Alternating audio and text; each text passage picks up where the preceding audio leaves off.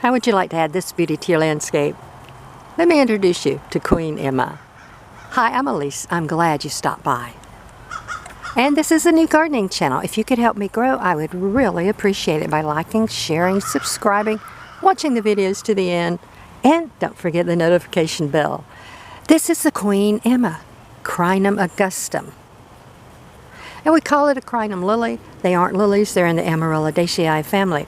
And this is the true giant, the grand giant. And it's called that because of the size.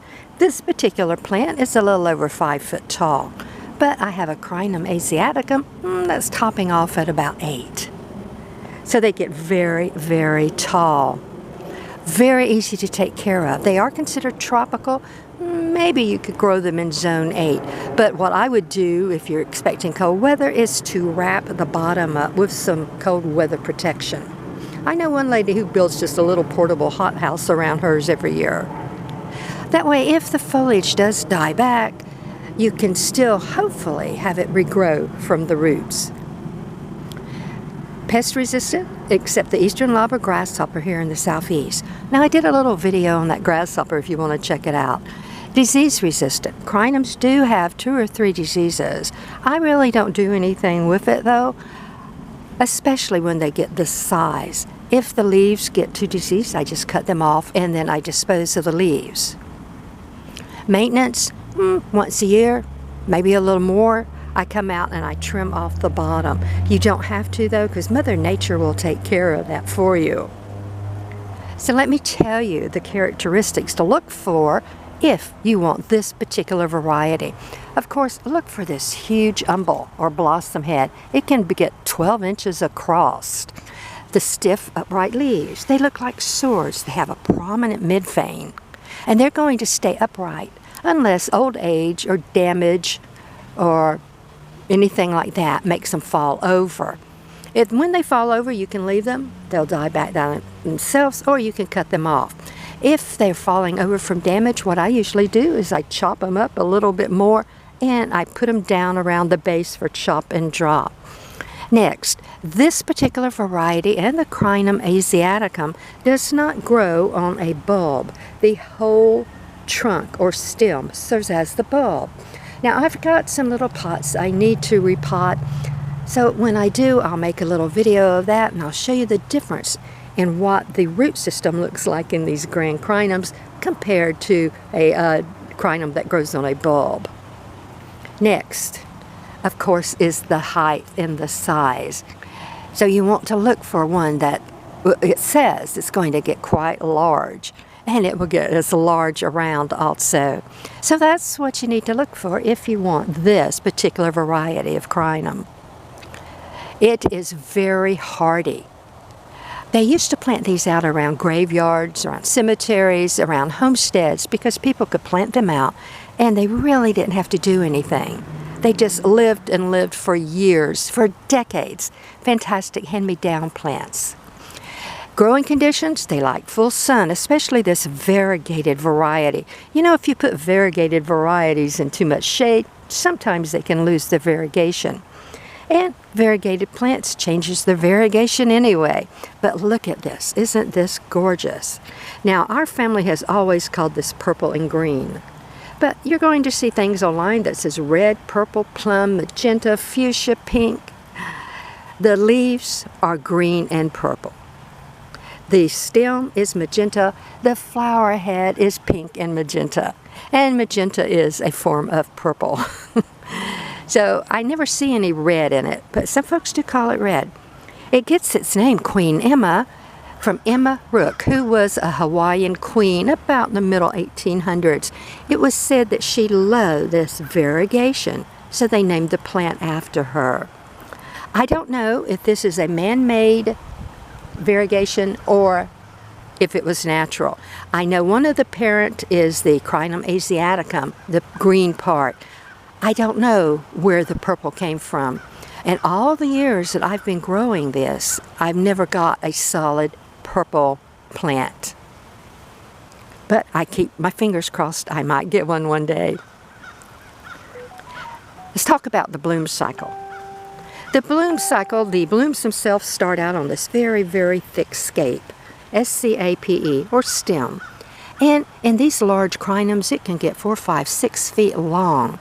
At the end, it's going to terminate into a configuration that looks like a spear.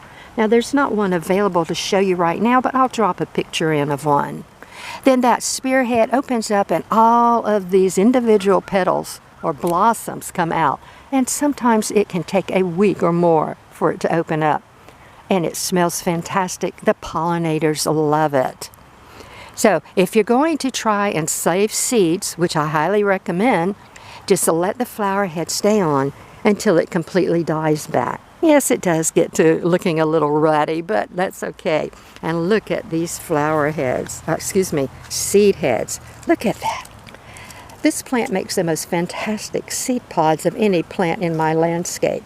They can get from the size of a grape up to the size of a tennis ball. Beautiful. Can't tell you how fantastic that smells. And as you can see now, these stems have turned green because all of the energy is going into these seeds. The seed covering, the membrane covering the seed has turned that magenta color. It will fade out also. And eventually, you'll get this little white or beige seed. That whole thing is the seed. You plant the whole thing. And I'll come back and share with you how I plant some. I leave them on here until they fall off by themselves. I just come out every day or so and I shake them a little bit. Now, if we're in grasshopper season, I bag them with something lightweight material so the grasshoppers don't eat them. This is grasshopper damage here. The grasshoppers will eat them. So will the squirrels and other small animals. And I do have them braced because it's a natural inclination of this plant to go ahead and lay these stems down on the ground. You know, plus they get really heavy on the end. So see, that one just fell off. Yay. I'm going to put it right over there to dry. So I like to keep them up off of the ground and a little bit more away from the animals. So this head has been on for a few weeks. This head is just starting. But look at that. Isn't that gorgeous? Okay, when you've gotten all the seeds off, you can take a clippers or a knife or whatever and go in and cut the stem off if you wish. Don't jerk on the stem though. This is a very tough, hardy plant. You need to cut the stems off or just leave them and let Mother Nature take care of it for you. Now, if it were me and I was buying this online, I would try to find seedlings. And this is why. See this beautiful little green seedling. Now, this came from a seed. It's not a pup. And here's a variegated, and here's a variegated seed. All of these came from this mother plant. So we have the solid green, which is actually the Crinum asiaticum, and it's going to grow up and produce those big, beautiful white flower heads. And both of these are the variegated. And look at all that purple in that one. The problem is, visually, looking at the seed, you cannot tell if it's going to germinate and be the green variety or a variegated variety. And some of these seeds can get kind of pricey. Now, if you don't care which one you get, it'd be fantastic. You can buy seeds. But let me remind you of this. If you see someone selling a bulb, it's not this variety. This variety does not grow on a bulb. So find a seedling if you can. And then the seedling will already have that distinctive either variegation or the solid green. I will share this though. Once in a while, the variegation changes. And that's just part of nature.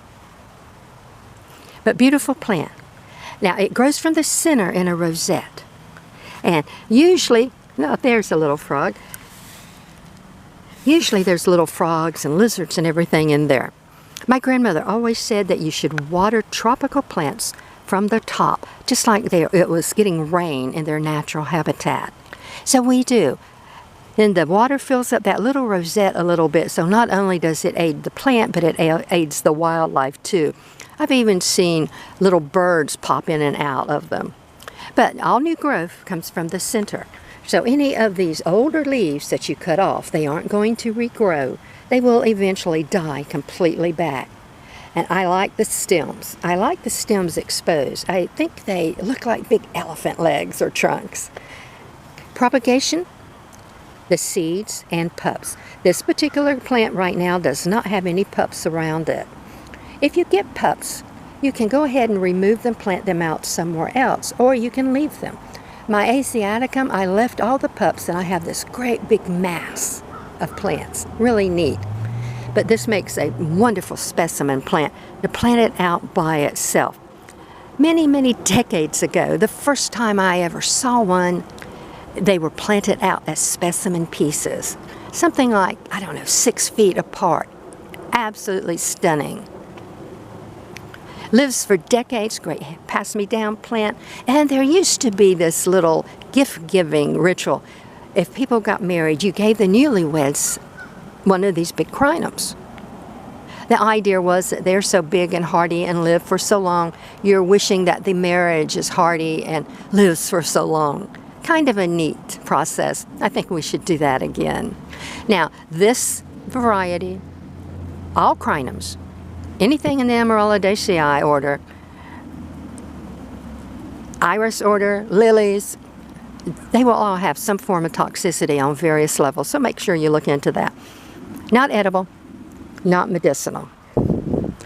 I'm sure there's some folklore medicine associated with some of the plants, but please do your own research. So, lots of information on this wonderful plant. Beautiful plant. Fantastic in your landscape. Now, you can try to grow them in big containers, and you can do that for a while. But you need a really big container. And you won't be able to move it because they get so heavy, and they do not like to be moved around. So if you're in a planting zone where you can put them in the ground, go ahead and put them in the ground in your final planting location. Now, I do start mine in little pots, and when they're about a size enough that they're too big for a 2-gallon pot, I either pull them up, plant them out in the garden somewhere, or I might go up to a 3-gallon pot. But I also use these for trade and barter, to exchange as gifts. Once in a while, I'll have a little /yard sale, plant sale. So if you're a backyard grower, a cottage grower, and you have access to be able to sell, something like this is fantastic because people love these. I think that's it. I'll be coming out and checking these seeds. I hope you can come back and join me on the video where I do the repotting and actually plant some of the seeds. Check out the grasshopper video. And until we speak again, I hope you have a fantastic day.